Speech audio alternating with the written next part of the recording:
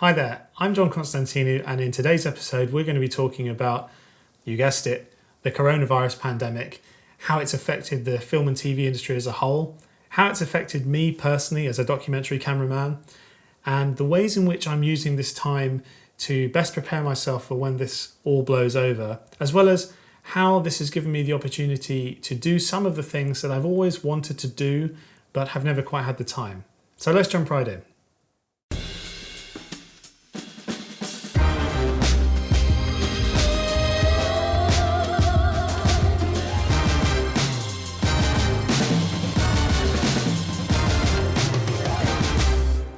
I am a director of photography working in broadcast documentaries for the likes of the BBC, Sky Sports, even the National Geographic Channel at times.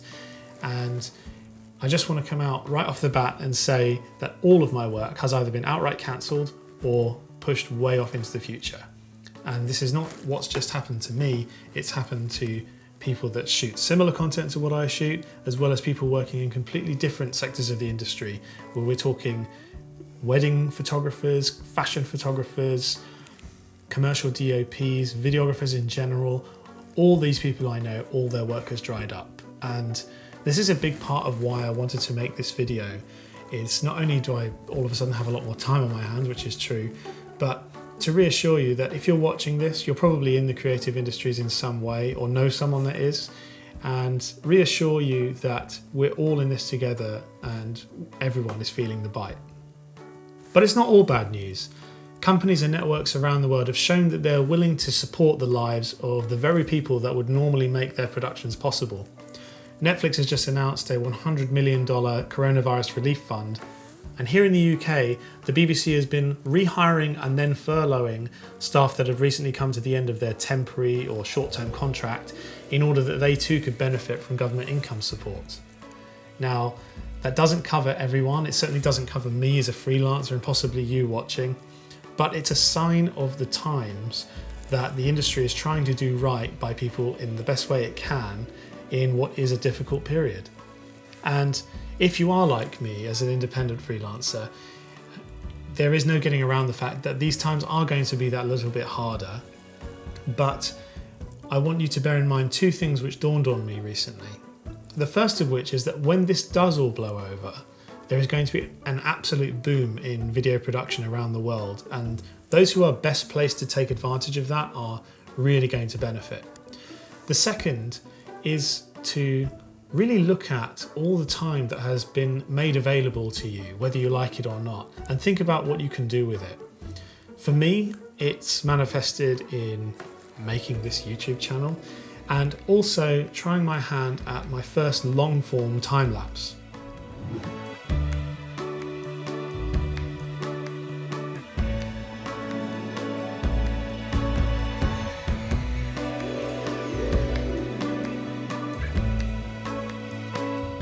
For those of you who aren't time-lapse specialists, it can be a bit of a different beast compared to more traditional video or still photography, in that with normal productions you're able to adjust the lighting, maybe go from a different angle, really fine-tune what you want before or maybe during the shoot and adapt, versus time-lapse, which is all front-loaded, where you have to have the best result that you're happy with from the moment you press that roll trigger. Because once you do, you're then committed for the duration, and you have to be strong enough that when those gremlins come into your mind 10 minutes after you've started the time lapse, and they always will, they always do come in at 10 minutes after you start it. I don't know why. Oh, I didn't account for the fact that the flower is going to move up and out of frame as it grows. Oh, I've made some terrible mistake. Oh, I can't possibly show this professionally. And sometimes you're right to think that, but sometimes you're not, and you're just being paranoid, and you've just fiddled with your time lapse and cut off a third of it needlessly. Whereas if you just left it, it would have been better and more usable in the first place. Now, when I was planning this video, I wanted to bring you a professional tutorial on how to get a high quality time-lapse result using the best possible equipment and the best practices. But alas, a lot of my gear is locked away in a remote studio. and I'm not going to be able to access it for the duration of this quarantine.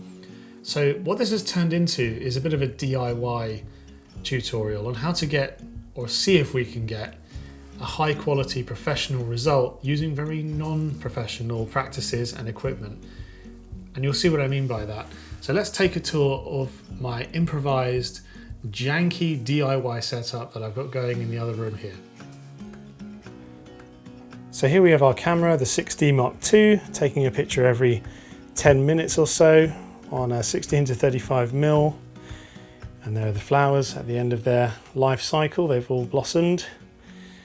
And we have an aperture LED panel with an easy box.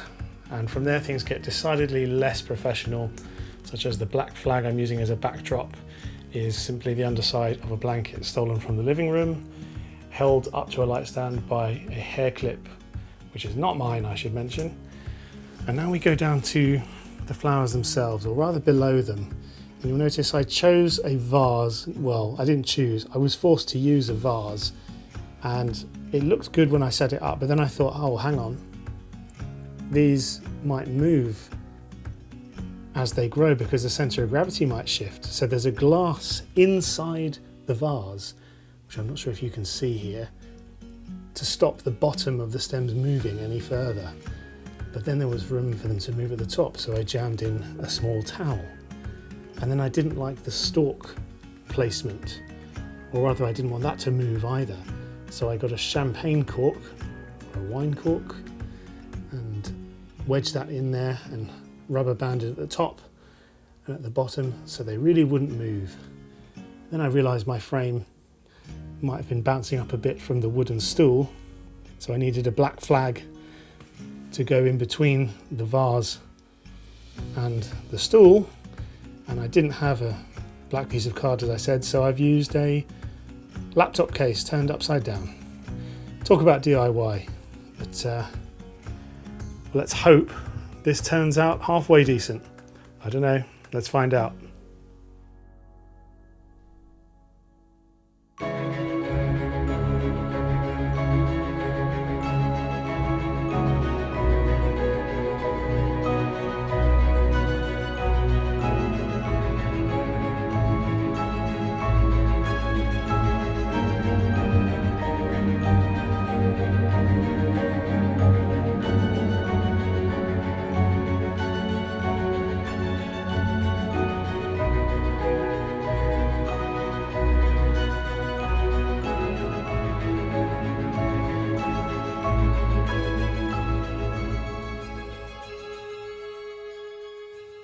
Now, I don't know about you, but I'm pleasantly surprised as to how that's turned out, especially given it was my first time trying something like that. It's taught me a lesson that I really don't have to wait until I've got the best possible kit in order to try and do something. If you are creative in not just what you shoot, but how you shoot it, adapt to the problems and the limitations of your situation and work within the best confines of those, then you will come away with a good result.